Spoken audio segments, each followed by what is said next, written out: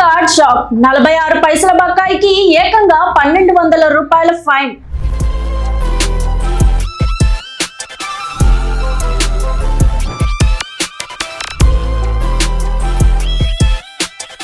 కేవలం 46 పైసల బకాయి ఉంటే 1200 రూపాయల ఛార్జ్ వేస్తారా? క్రెడిట్ కార్డ్ వాడుతున్నారా? అయితే ఈ విషయం మీరు తప్పకుండా తెలుసుకోవాలి. ఓ క్రెడిట్ కార్డ్ కస్టమర్ కు 46 పైసల బకాయి వ్యవహారం ఏకంగా 1200 రూపాయల వరకు అదనపు ఛార్జీలకు దారితీసినట్లు సోషల్ మీడియాలో ఓ ఘటన వైరల్ అవుతోంది. దీంతో బ్యాంకుల లేట్ పేమెంట్ ఛార్జీలపై ఇప్పుడు పెద్ద చర్చ జరుగుతోంది. అసలు 46 పైసలకు 1200 రూపాయలు ఎలా వచ్చింది? ఇందులో లేట్ ఫీజు ఎంత, వడ్డీ ఎంత, జిఎస్టీ ఎంత, బ్యాంకులు ఇలాంటి ఛార్జీలు ఎలా విధిస్తాయి?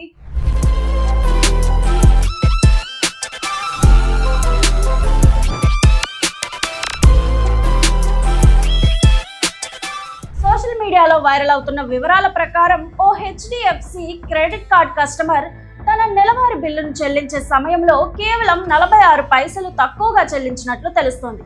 ఆ తర్వాత వచ్చిన స్టేట్మెంట్లో లేట్ పేమెంట్ ఛార్జీలు, ఫైనాన్స్ ఛార్జీలు, జిఎస్టీ తదితరాలు కలిపి సుమారు 1200 రూపాయల వరకు అదనపు భారం పడినట్లు ప్రచారం జరుగుతోంది.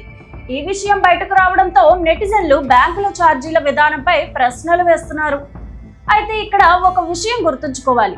46 పైసలకు నేరుగా 1200 రూపాయలు జరిమానా విధించారా, లేక ఆలస్య చెల్లింపు కారణంగా వివిధ ఛార్జీలు కలిశాయా అనేది సంబంధిత స్టేట్మెంట్ను పూర్తిగా పరిశీలించిన తర్వాతే ఖచ్చితంగా చెప్పగలం. ఇక క్రెడిట్ కార్డ్ బిల్లుల విషయంలో ఆర్బీఐ నిబంధనలు కూడా ఉన్నాయి. డ్యూ డేట్ దాటిన వెంటనే ప్రతి సందర్భంలోనూ లేట్ ఫీజు పడుతుందని కాదు. ఆర్బీఐ మార్గదర్శకాల ప్రకారం ఓవర్ డ్యూ పరిస్థితులు, వర్తించే ఛార్జీల వివరాలు కార్డు హోల్డర్కు స్పష్టంగా తెలియజేయాలి. అందుకే మీ స్టేట్మెంట్లో late payment fees, finance charges, GST, total amount due వంటి వివరాలను జాగ్రత్తగా పరిశీలించడం చాలా ముఖ్యం. ముఖ్యంగా క్రెడిట్ కార్డు వినియోగదారులకు మినిమం అమౌంట్ డ్యూ చెల్లించామని రిలాక్స్ అవ్వకుండా సాధ్యమైనంత వరకు టోటల్ అమౌంట్ డ్యూ మొత్తాన్ని పూర్తిగా చెల్లించడం మంచిది. ఎందుకంటే బకాయి మిగిలితే వడ్డీ, ఇతర ఛార్జీలు పెరిగే అవకాశం ఉంటుంది. అలాగే పేమెంట్ చేసిన తర్వాత అది కార్డ్ అకౌంట్లో సక్సెస్గా క్రెడిట్ అయిందా లేదా అనేది కూడా చెక్ చేయాలి. ఒకవేళ మీకు అనుమానాస్పదమైన లేదా తప్పుగా విధించిన ఛార్జ్ కనిపిస్తే ముందుగా బ్యాంక్ కస్టమర్ కేర్ లేదా గ్రీవెన్స్ రెడ్రెసల్ అధికారులను సంప్రదించాలి.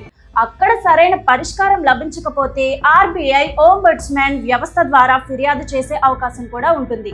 కాబట్టి చిన్న మొత్తమే కదా అని నిర్లక్ష్యం చేయకుండా ప్రతి క్రెడిట్ కార్డ్ స్టేట్మెంట్ను జాగ్రత్తగా పరిశీలించండి. మొత్తానికి 46 పైసల బకాయి నుంచి 1200 రూపాయల వరకు ఛార్జీల వ్యవహారం ఇప్పుడు సోషల్ మీడియాలో హాట్ టాపిక్ గా మారింది. అయితే అసలు విషయం ఏమిటంటే ఈ మొత్తం ఏ ఛార్జీలతో ఏర్పడింది, అవి బ్యాంక్ నిబంధనల ప్రకారం విధించారా అనేది తెలుసుకోవడం చాలా ముఖ్యం. కాబట్టి క్రెడిట్ కార్డ్ వాడుతున్న ప్రతి ఒక్కరూ due date, total amount due, late payment charges విషయంలో చాలా జాగ్రత్తగా ఉండండి. మరి 46 పైసల బకాయికి ఇంత పెద్ద మొత్తంలో ఛార్జీలు రావడంపై మీ అభిప్రాయం ఏంటి? బ్యాంకులు కస్టమర్లకు మరింత పారదర్శకంగా వ్యవహరించాలా? కామెంట్ చేయండి.